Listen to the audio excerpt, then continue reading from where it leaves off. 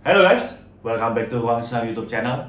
Hari ini kita akan bahas satu emiten yang bisa dikatakan malah terbang tinggi setelah Pak Lo Keng Hong atau Pak LKH lepas saham ini. Dan Ruang Saham profit sampai 60% dari emiten ini. Nah, mungkin kalian udah pasti kenal banget dengan emiten yang satu ini, karena emiten yang satu ini bisa dikatakan 1 hingga 2 tahun yang lalu menjadi favorit dari Pak LKH. Emiten ini adalah MBSS, salah satu emiten yang berada dalam sektor shipping, teman-teman. Oke, nah untuk lebih lanjutnya kita akan langsung jelasin melalui chart. Oke, jadi sekarang teman-teman sudah bisa lihat salah satu chart dari MBSS. Tapi sebelum kita masuk lebih dalam ke analisa teknikal, kenapa kok Ruang Saham beli MBSS? Padahal kan Pak Lo Keng Hong jualan tuh, ya kan? Nah, jadi kita akan cek dulu, ya. Pak Lo Keng Hong itu bisa dikatakan jualan saham MBSS itu di tanggal 26 Agustus, teman-teman. Tanggal 26 Agustus, dan Pak Lo Keng Hong menjual seluruh saham MBSS yang dimilikinya di harga 660 per saham. Mau tahu Ruang Saham beli di harga berapa? Ruang Saham beli di harga 690, yang berarti harganya di atas harga Pak Lo Keng Hong loh. Sebelum kita lanjut mengenai analisa teknikal, ya teman-teman, kalian tahu nggak sih MBSS itu perusahaan apa sebelumnya? MBSS itu adalah salah satu perusahaan yang bergerak dalam shipping company. Ya, dia itu yang mengangkut. Jadi dia yang punya kapal, dia yang siapin kargo, dan dia yang mengangkut barangnya sampai ke tujuan. Nah, barangnya itu apa? Barangnya itu adalah batu bara, teman-teman.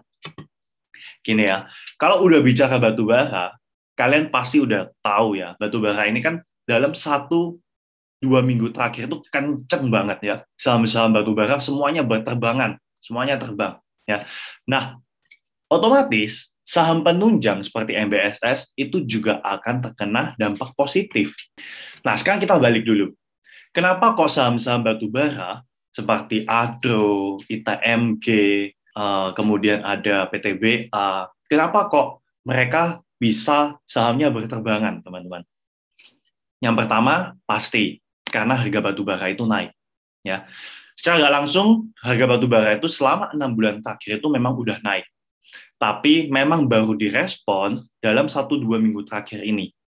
Kenapa kok baru direspon 1-2 minggu terakhir ini? Karena memang harganya melonjak drastis, teman-teman. Nah, kalian bisa lihat ya, di tanggal 21 September, itu masih di 180, akhirnya lewat 3 hari udah di 200, teman-teman. Nah, itulah yang membuat saham-saham batubara di Indonesia itu ikut berterbangan. Tapi hubungannya apa dengan komoditas batubara dengan perusahaan batubaranya, bro?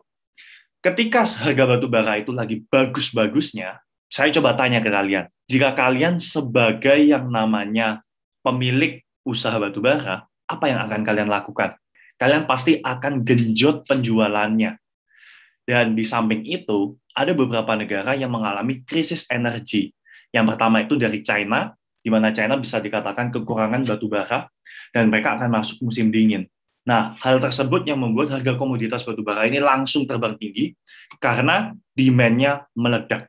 Ya, kalau kita udah bicara soal komoditas, itu tuh udah bicara soal supply and demand. Ya, kalau demand-nya meledak, supply-nya tetap atau bahkan mengecil, ya otomatis harga dari produk tersebut akan naik, teman-teman. Di samping itu, apa hubungannya dengan MBSS? MBSS ini adalah shipping khusus untuk batu bara. Lagi digenjot penjualannya, ya otomatis shippingnya juga makin banyak, teman-teman.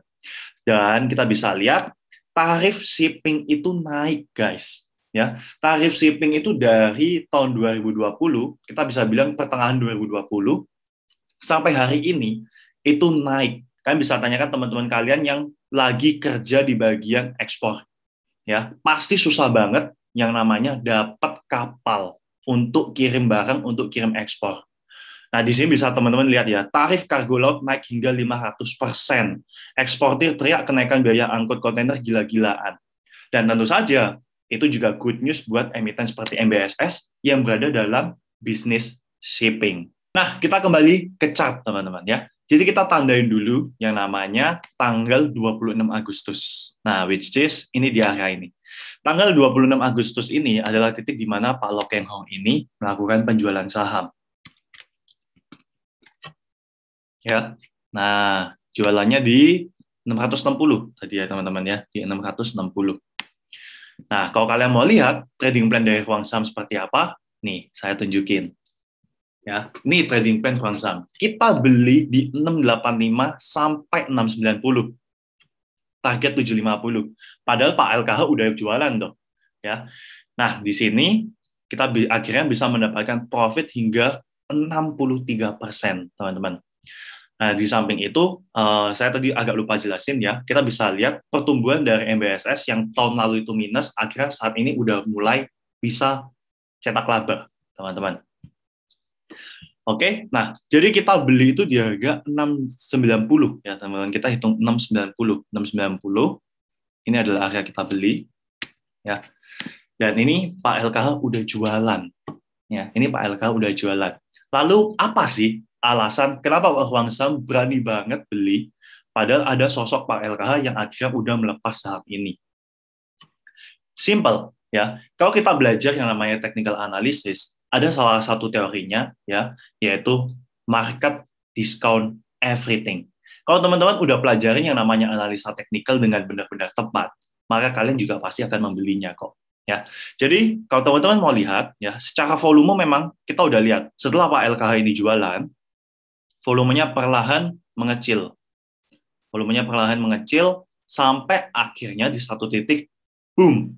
Ya, di sini berarti ada yang namanya inflow, teman-teman. Ya, dan kalau kita mau gambarin dengan lebih jelas, teman-teman, teman-teman akan dapetin chart seperti ini. Chart seperti ini biasanya disebut sebagai ascending triangle pattern, yang dimana ini merupakan salah satu tanda suatu saham itu akan bullish. Ya, nah inilah alasan kenapa kok akhirnya Huang Sam masuk di saham MBSS. Oke, jadi sekarang teman-teman udah tahu nih apa alasan Huang Sam ambil saham MBSS ya, meskipun sudah dilepas oleh Pak LKH. Dan meskipun sudah dilepas, Huang Sam tuh masih bisa dapetin profit sampai 60% di MBSS loh. Dari sini kita bisa belajar ya teman-teman, bahwa jangan terlalu FOMO ketika memang ada muncul suatu news. Jangan terlalu FOMO ketika memang ada seorang sosok yang mengatakan beli saham A, lepas saham A, dan lain-lain. Karena di market, yang masuk di market itu banyak banget teman-teman. Dari investor lokal sampai investor asing.